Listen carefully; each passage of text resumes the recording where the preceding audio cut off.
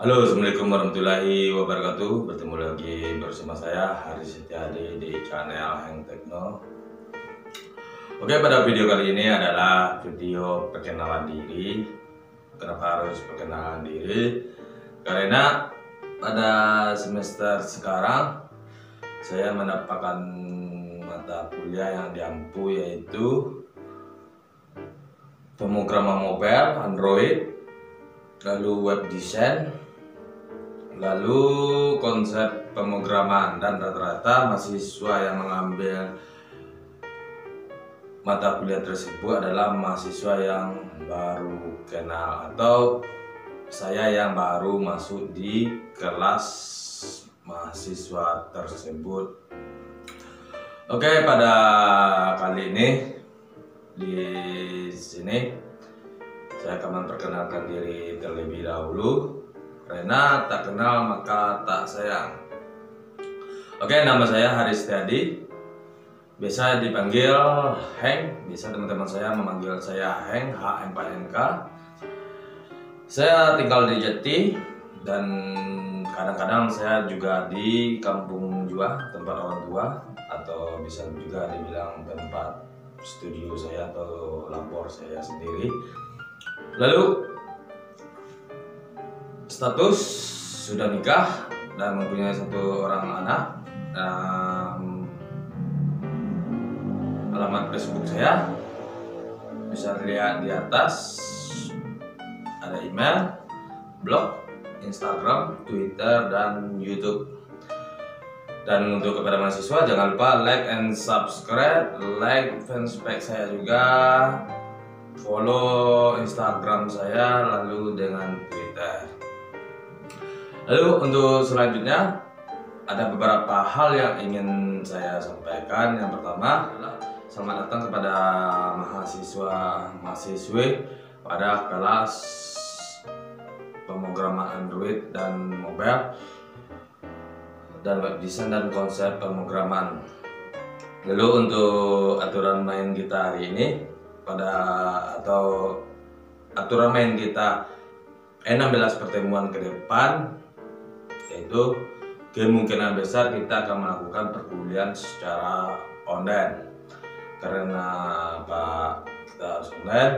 Karena sekarang negara kita akan dilanda musibah virus corona atau COVID-19. Jadi kita tidak akan mengambil resiko untuk melakukan perkuliahan di laboratorium atau labor komputer yang ada di apalagi ya. Jadi aturan yang main kita adalah cukup simpel. Di sini kita akan melakukan beberapa tugas. Kebanyakan nanti adalah tugas individu, tidak ada tugas kelompok karena kita akan melaksanakan social distancing, tidak boleh berkumpul-kumpul. Jadi untuk menghindari hal tersebut, seluruh tugas akan dilakukan secara individu. Oke, untuk pada perkuliahan Android bagi mahasiswa yang mengambil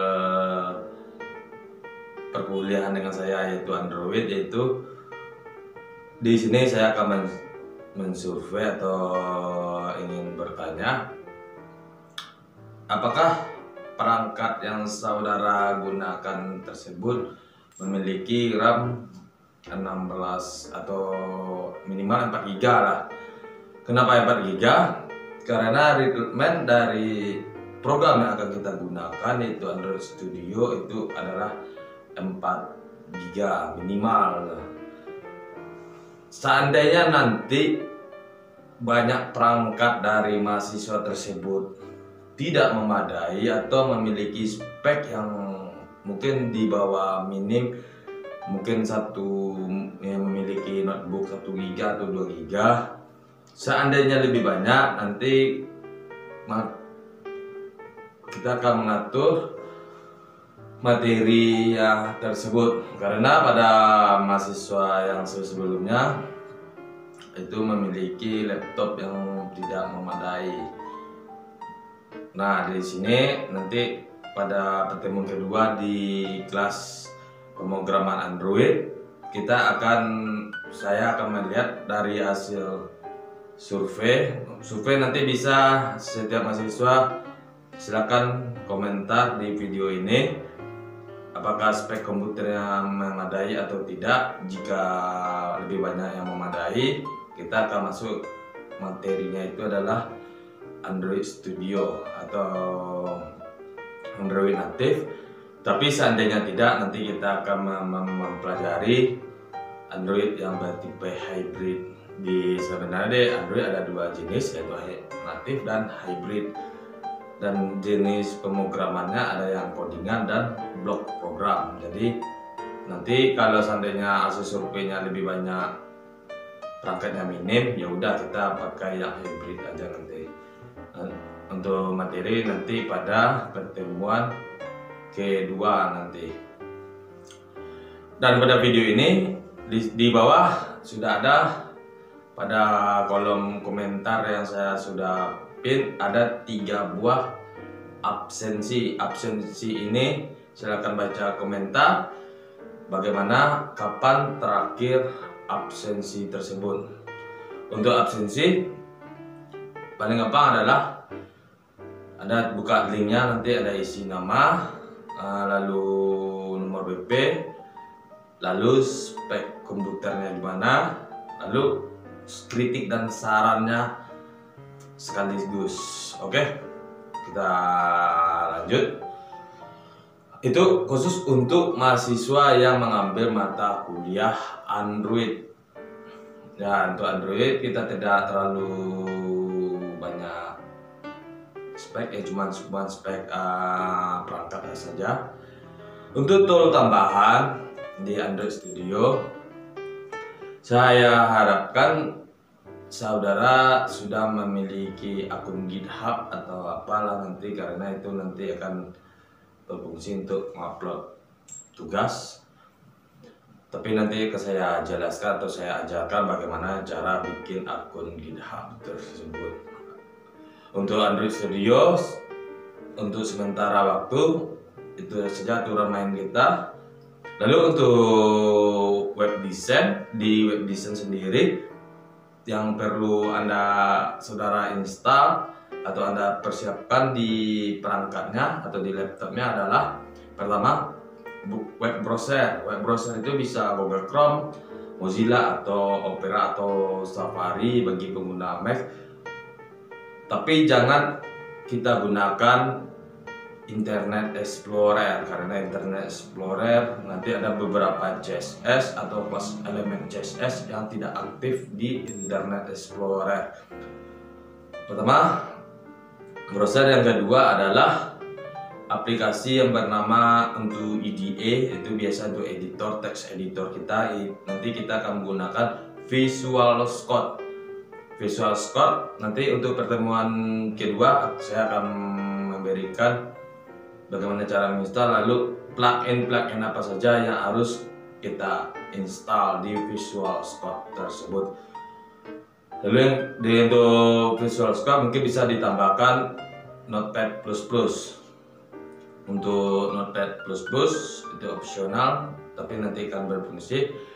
Lalu aplikasi yang ketiga yaitu Emacs Editing. Emacs Editing yang biasa yang saudara gunakan, itu terserah mau Paint atau yang lain-lain. Tapi biasa saya gunakan Photoshop.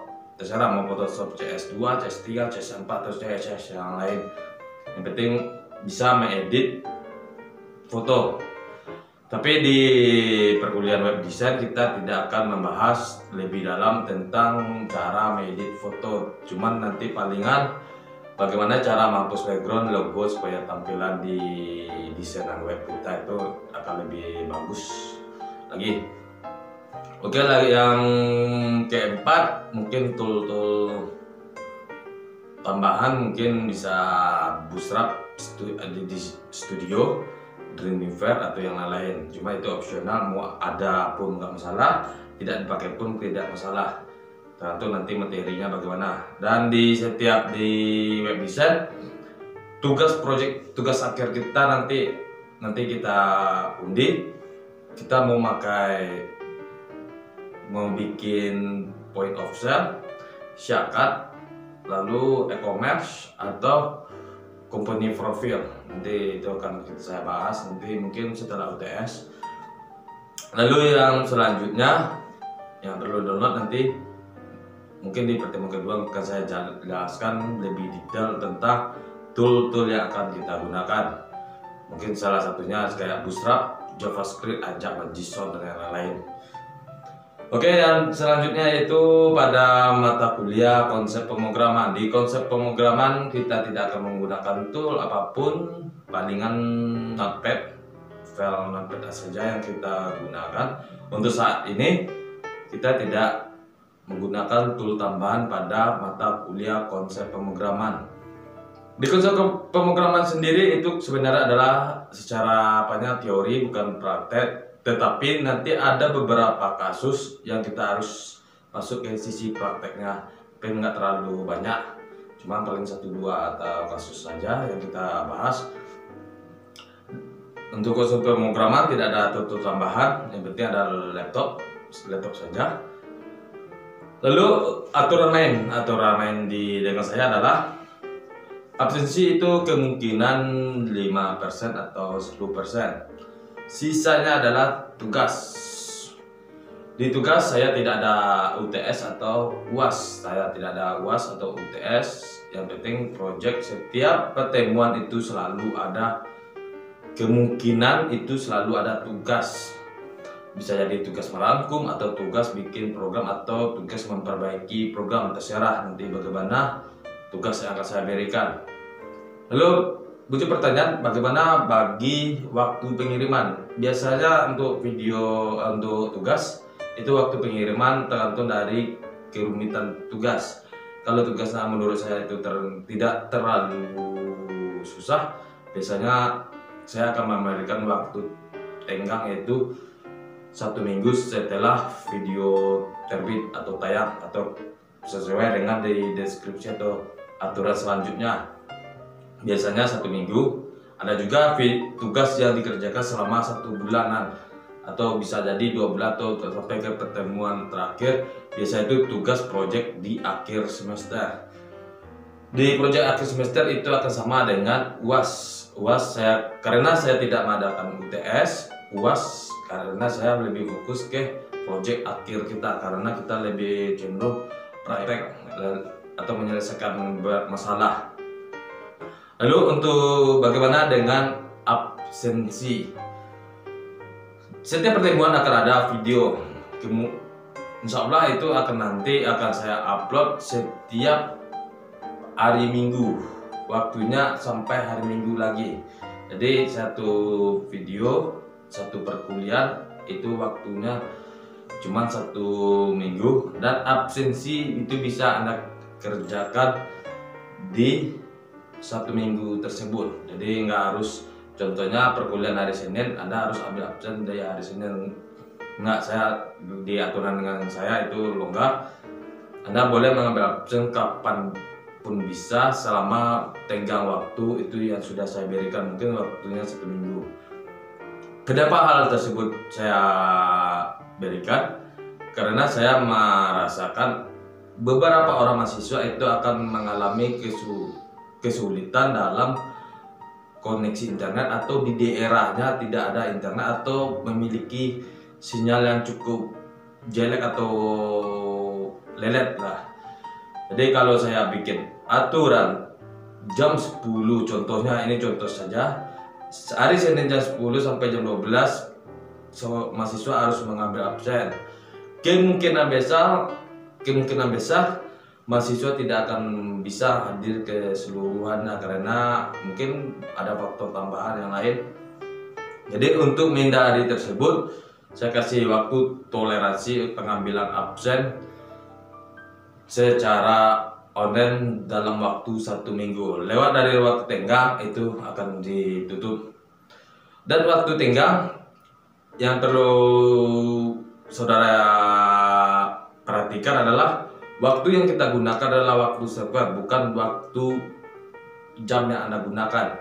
Waktu server maksudnya bisa jadi antara waktu server dengan jam Indonesia itu akan berbeda signifikan, bisa jadi UTC 0 dengan UTC D7 atau D8 itu akan berjarak 8 jaman.